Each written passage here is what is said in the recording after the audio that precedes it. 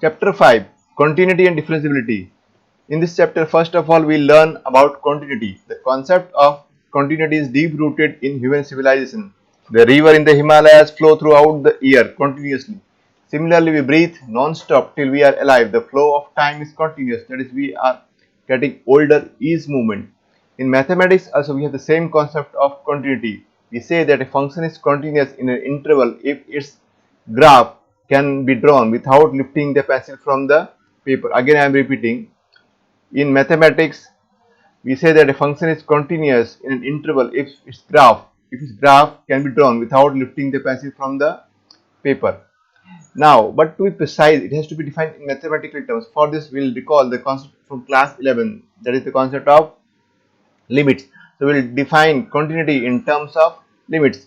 So, definition of continuity: a function fx is said to be continuous at a point x equal to a in its domain if the following three conditions are satisfied. What are the first one?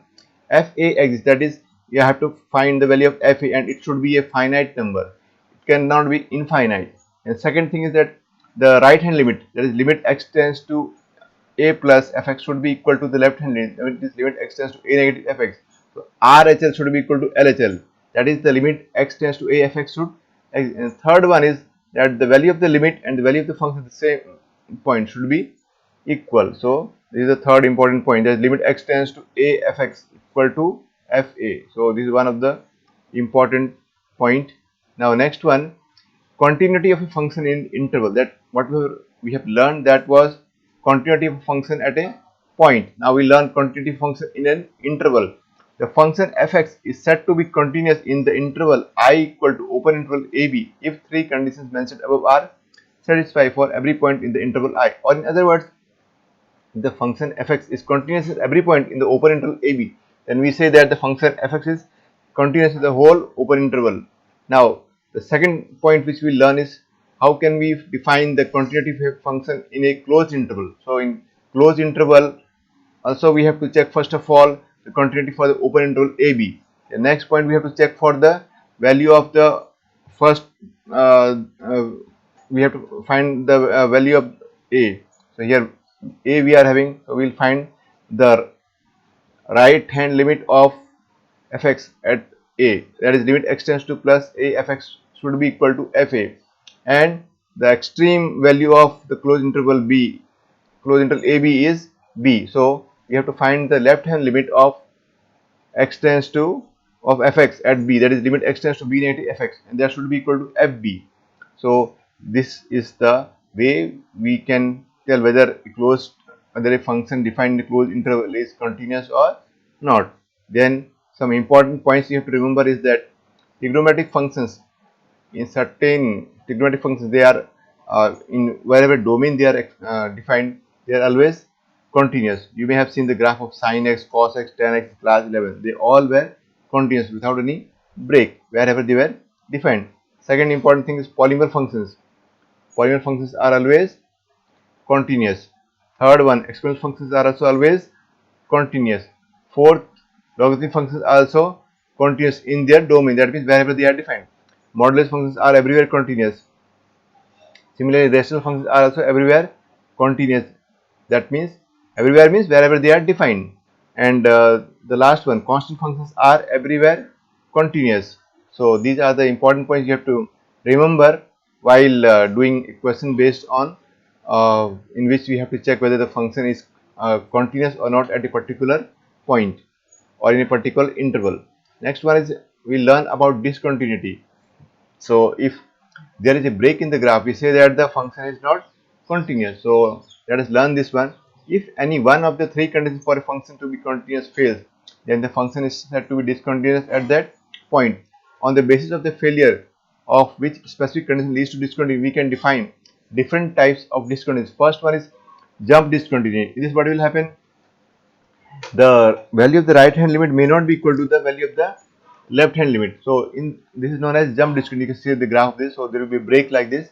In this type of discontinuity, the right hand limit and the left hand limit function at x equal to a exists, but the two are not equal to each other. So they exist, but the value of the left hand limit may not be equal to, will not be equal to the value of the right hand limit. So this is what is case. Then second one is infinite discontinuity. In infinite discontinuity, what will have, the function diverges at x equal to a to give it a discontinuous nature here. That is to say that fa is not defined. Since the value of the function at x equal to a tends to infinity or does not approach a particular finite value, the limits of the function as x tends to a also not defined. So what will happen is, the value of the limit will not be defined. So limit x tends to a will not be possible. Limit x tends to a fx will not be possible. So this is infinite discontinuity. Then third one is removable discontinuity.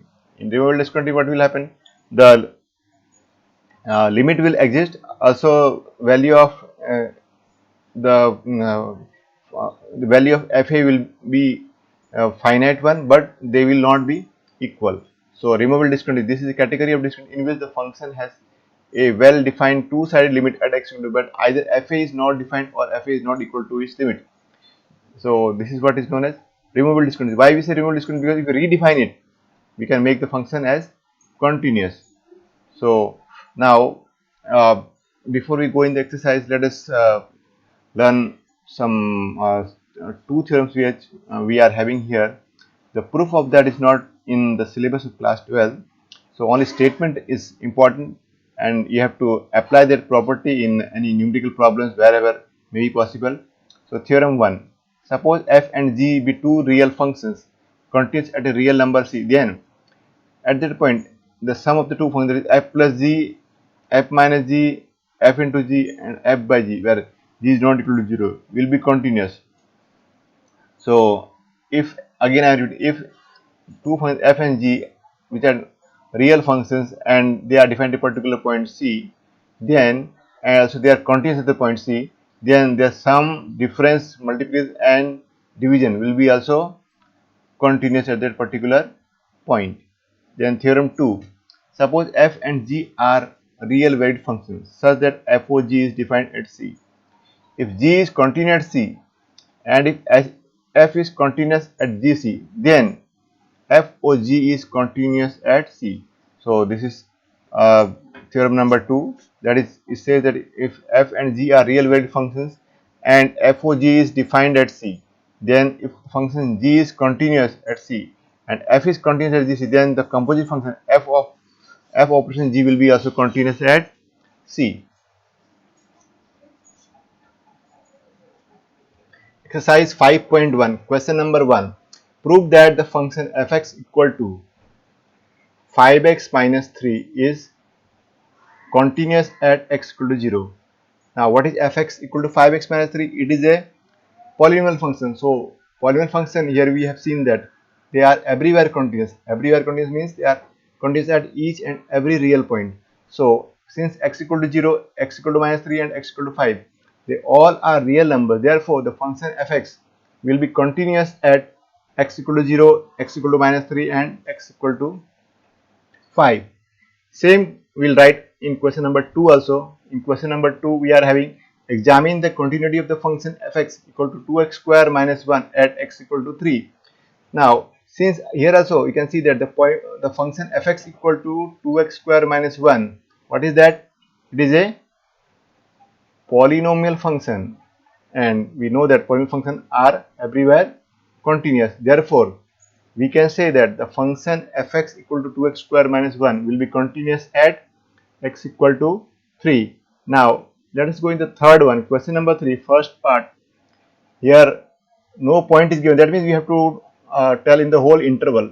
Now fx equal to x minus 5 is a polynomial function, and we know that polynomial functions are everywhere continuous. So therefore we can say that the function will be always continuous. Similarly, second part we are having fx equal to 1 by x minus 5. X is not equal to 5.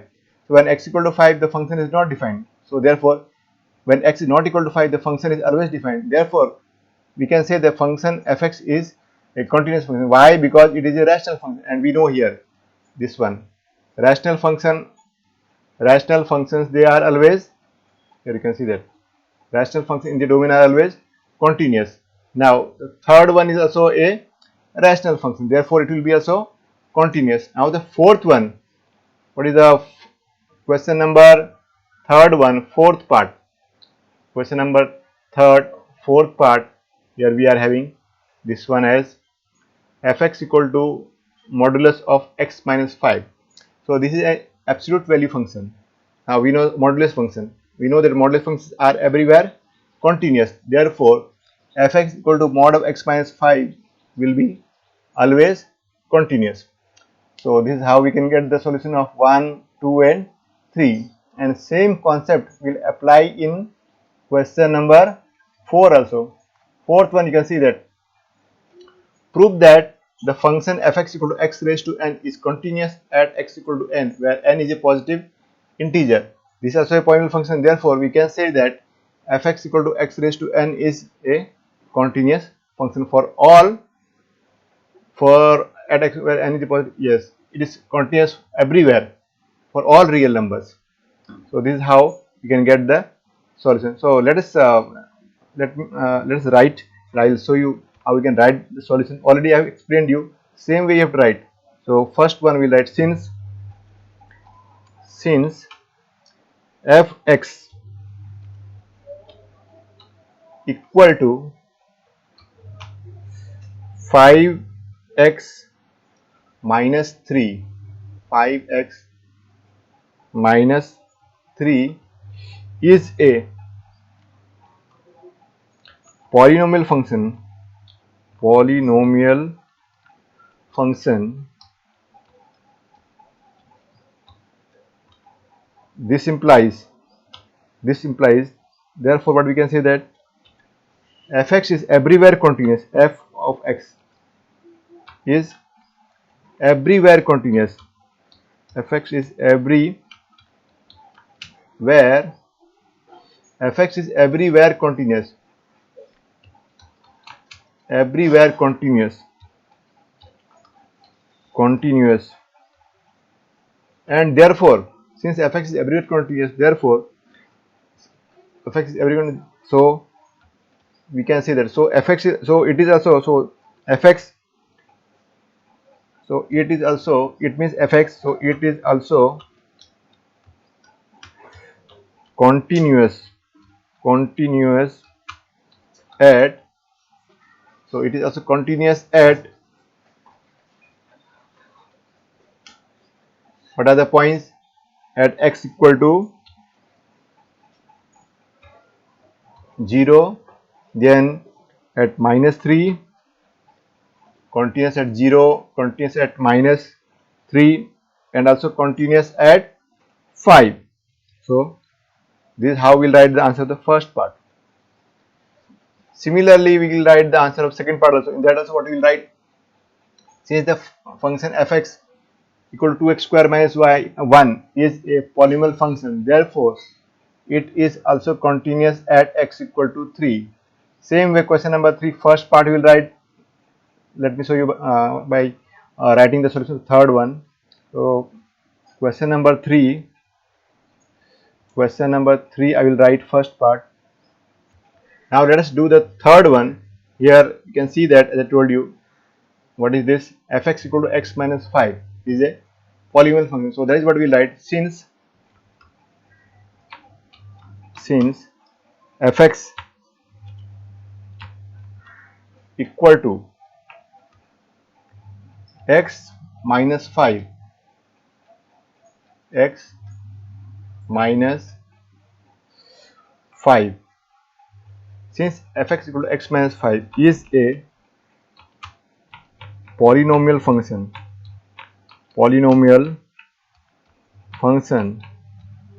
so this implies, therefore what we can say that is a polynomial function, therefore fx is everywhere continuous, therefore f of x is everywhere continuous, continuous.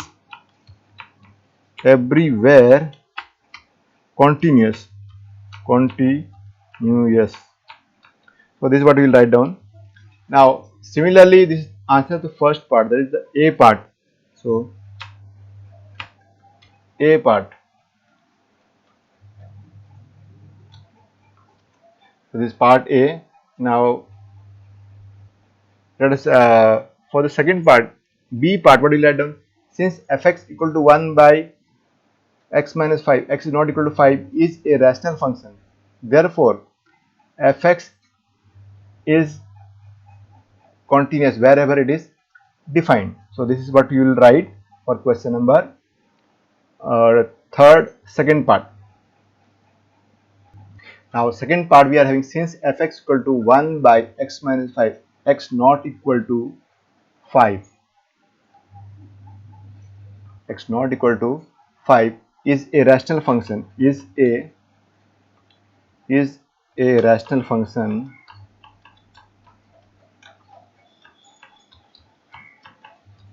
Therefore, what we can say that, therefore the function fx will be always, therefore the function fx is continuous wherever it is defined. Therefore f of x, is the function fx, is continuous wherever it is defined, wherever it is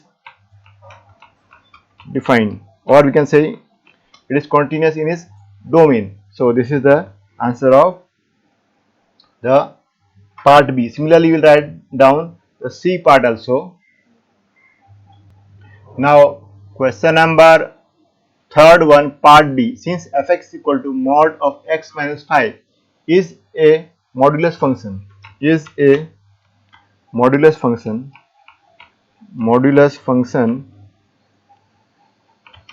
therefore what we can say is a modulus function. This will implies that the function fx is always continuous. So this implies that fx is always continuous, is always continuous. So this is how we'll write the solution of A, B, C and D. So C I have not given here because C is similar to that of B. Now fourth one also, how we'll write question number 4. Question number fourth one is also very simple. It is to be written like question number 3 part A. What we will write down? Since fx equal to x raised to n is a polynomial function, therefore it is continuous at x equal to n. Why? Because it is continuous everywhere means it is continuous at all real points, including positive integers. Integer is also a real number. Therefore, the function fx is everywhere continuous, including integers. So we can say that the function fx is continuous at x equal to n also. So this is how we'll write down the answer of question number 4 also. So 1, 2, 3 and 4, whatever I have taught you, learn them again, and you'll find that it's not difficult at all. Let us see question number 5. Question number 5 is a special case. You can see that when x is less than 1, the function is defined in a different way. What is the function fx equal to x? When x is greater than 1, the function fx becomes 5, and also it is defined at x equal to 1. So here what we'll do, we'll take two cases, when x is less than 1 and when x is greater than 1 and at x equal to 1. So let us take these three cases. Case 1, when x is less than 1, when x is, I think here it is given less than or equal to, let us take that particular case when x is less than or equal to 1. So in this case you can see that how is fx defined as, then f of x, fx equal to x. So whenever x is either 1 or less than 1, then fx is equal to x. In this case what we are getting here, we have to check the continuity at x equal to 0, x equal to 1 and x equal to 2. But here when we check for x equal to 1, the continuity we have to check for right hand limit as well as left hand limit. But when for the function fx at 1, to the right of 1, the function is defined as, to the right of 1 the function is defined as 5, and to the left of 1 is defined as x. So they are different, the function fx is defined in a different way. So what we'll have to do is we'll have to find the right hand limit as well as the left hand limit. But for all the other values, that is when x is less than 1, here when x is less than 1, when x is less than 1, so in that case the function will be a polynomial function and it will be continuous also. So when x is less than 1, then fx equal to x is continuous.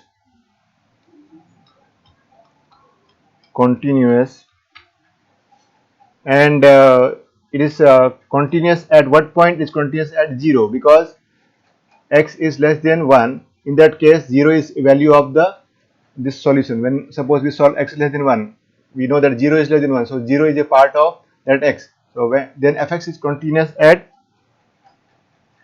x equal to 0, because you already know that if polynomial function is everywhere continuous, everywhere means wherever it is defined. In this case, the interval is minus infinity to closed one, so it will be continuous at 0, it will continuous at minus 1, continuous at minus 2, and all the values which are less than 1. But at 1 we will have to check, as I told you, the right hand limit as well as left hand limit, then all we can say that the function is continuous. But for all values of x, less than 1, function is continuous. So let us change this one, that will be a better way. So when x less than, okay, keeping it as it is. Now let us go in case 2. Case 2 is, I will take when x equal to 2. Case 2, so let us take case 2. Now case 2, let us do this correction here. So when case 2, what is case 2? I will take when x is greater than 1. When x is greater than 1. So in this case, you can see that when x is greater than 1, fx equal to 5. Then f of x is equal to 5. And what is this? This is a constant function, and we know that constant function is always continuous. And therefore, the function fx equal to 5 will be continuous at all values of x greater than 1. That is, it will be continuous at 1.1, it will continuous at 1.2, it will be also continuous at x equal to 2. Then f is, when x is greater than 1, then fx equal to 5 is a constant function,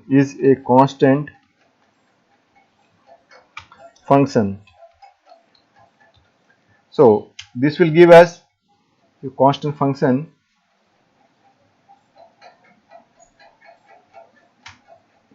So this will give us as the function, the function fx equal to 5 will be continuous at x equal to 2. So the function fx equal to 5 will be constant function, and therefore it is continuous at x equal to 2. Now the most important one, we'll check for the third case, that is when x equal to 1. Case 3.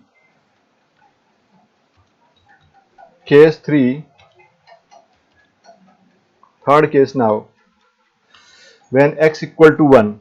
So this is the third case, that is when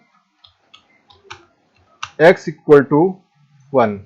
Now as I told you, if you see the function very carefully, to the left side of 1 the function is defined in a different way, and to the right side of the function, or right side of 1, the function fx is defined in a different way. So what we'll have to do is we'll have to find the left hand limit as well as the right hand limit.